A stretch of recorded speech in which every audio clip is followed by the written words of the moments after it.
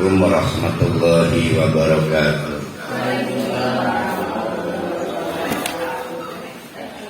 Alhamdulillahirabbil alamin. Nahmaduhu wa nasta'inuhu wa nastaghfiruh. Wa na'udzu billahi min syururi anfusina wa min sayyiati a'malina. May yahdihillahu fala mudhillalah wa may yudhlilhu fala hadiyalah. Asyhadu an la ilaha illallah wa asyhadu anna Muhammadan abduhu wa rasuluh la nabiyya ba'da. Insyaallah kita meneruskan kajian surah At-Taubah. Ada 2 atau 3 ayat ya, masih tertinggal mengenai kemunafikan. Jadi sekitar 60 ayat ya kita bicara kemunafikan. Tapi saya ingatkan surat ini surat At-Taubah. Walaupun ada nama lain surat Al-Baro'ah, ada juga nama lain surat apa itu? Al-Qital sekarang. Nah, pemberian nama dengan surat At-Taubah itu memang goal atau tujuan besarnya adalah menyadarkan kepada kita tentang posisi taubat. Taubat itu balik maning. Nah, berarti dulunya bareng ya. Dulunya mesra suami istri, rukun. Biasalah pasea cekcok. Akhirnya pisah. Ada pisah kamar, ada pisah ranjang, ada pisah rumah, pisah sehingga berjarak lagi. Nah, lalu rujuk, balikan yuk, baikan. Kira-kira siapa yang paling ngebet balikan? Kalau pasea tukaran cekcok suami istri, siapa yang paling ngebet? Nah betul, suami. Maka suaminya berlari-lari di tempat janji ketemuan, istrinya memalas-malas. Sehingga lebih dulu siapa yang nyampe ke tempat janji ketemuan balikan ini? Suami. Tapi istrinya datang juga, cuma lebih cepat suami. Nah dilaporkan, ya mas, insya Allah Umi datang. Janji ya kita mau rujuknya. Oke.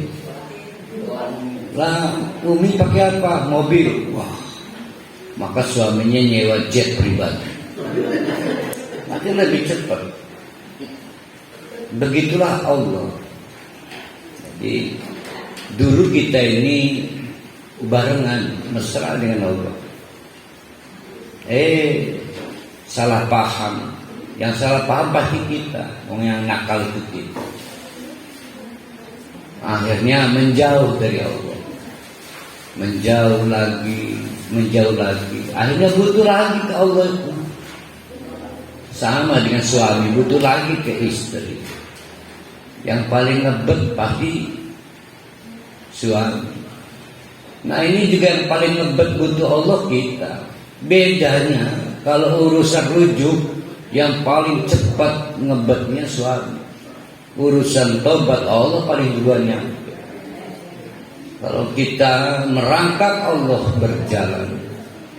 Kalau kita berjalan Allah lebih cepat lagi jalannya. Pasti Allah nunggu di tempat itu lebih duluan. Nonggoni. Jadi dalam setiap peristiwa taubat itu, baik Allah maupun kita sama-sama balik. Tapi bedanya antara rujuk dengan taubat di situ. Jadi taubat itu ya sama aja dengan rujuk, sama. Hebatnya lagi, rujuk itu paling banyak 2 kali. Lebih dari itu bain sudah harus diselang dengan lelaki lain.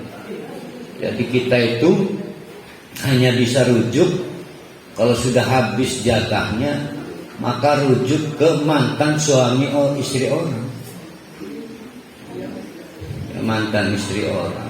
Oh itu sakit itu buat suami. Tapi suami nggak sakit, nggak merasa sakit walaupun bekas istri suami orang.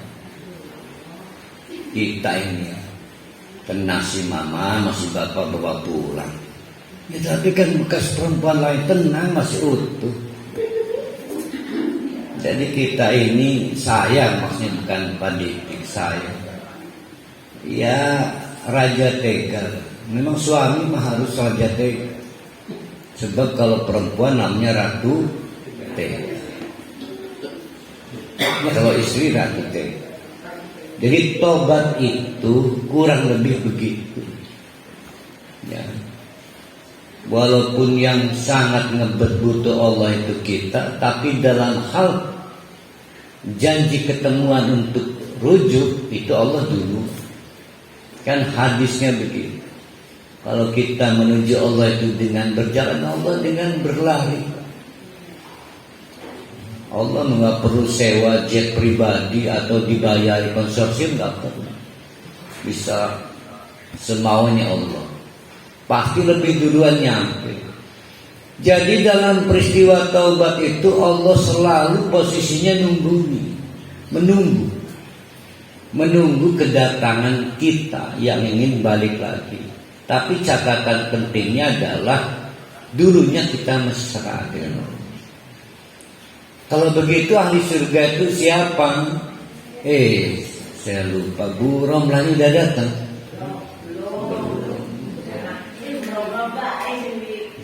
Oh, Bu Nena. Jadi Bu Nena, kalau begitu ahli surga itu siapa?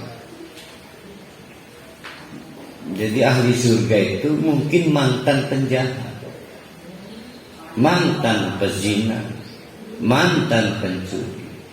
Karena ahli surga itu pasti bukan orang yang berdosa, bukan, tapi orang yang pernah berdosa. Nah itulah pentingnya tobat. Dan istimewa tobat itu, jangan dipikir tobat itu hak prerogatif apa disebutnya, sesuatu yang kapan waktunya bisa kita pakai semaunya, enggak. Ada yang bilang mengkertas pensiun tobat. Sebelum 1 hari pensiun dibikin mati oleh Allah, belum sempat tobat. Jadi taubat itu hanya bisa diberikan kepada siapa yang dikasihani Allah. Kata Allah kerunyaan ya, pengen tobat, saya kasih waktu lah. Nah itu tobat ya. Tapi ya dengan tobat itu maka bapak-bapak, ibu-ibu menjadi ahli surga. Itu mahalnya tobat.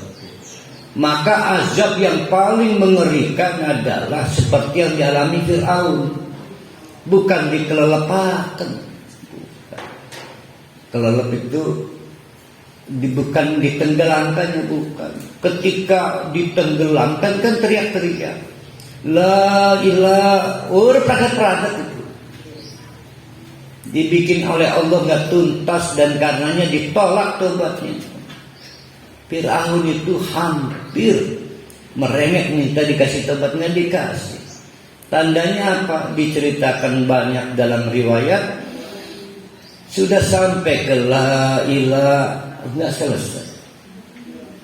Jadi jangan punya pikiran begitulah, mengkulah.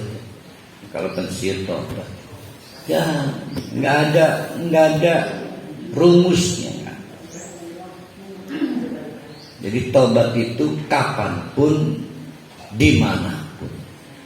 Karena Allah yang ngasih pintu, namanya pintu tobat.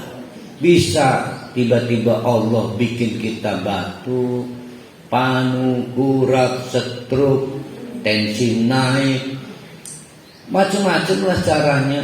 Ada istri melihat istri lain kena kanker, jadi ingat itu pintu tobat. Tapi pintu tobat itu sebagaimana pintu surga. Setiap kali diketuk oleh malaikat, ada penghuni surga baru datang, dibuka, ditutup lagi cepat. Jadi tidak pernah namanya pintu tobat dan pintu surga ngeblak terus, itu nggak pernah. Ngeblak itu apa itu? Ada tulisannya. Biar apa? Menganga itu nggak pernah. Dibuka dan cepat ditutup lagi. Nah, pintunya ada, tukang bukanya yang jadi masalah. Jadi yang membuka pintu tobat itu Allah. Lewat siapa? Macam-macam isyaratnya. Lewat anak, lewat siapapun, lewat peristiwa. Nah, surat At-Taubah itu nanti goalnya ke sana. Tapi kita selesaikan 1, 2, 3 ayat masih tentang kemunafikan.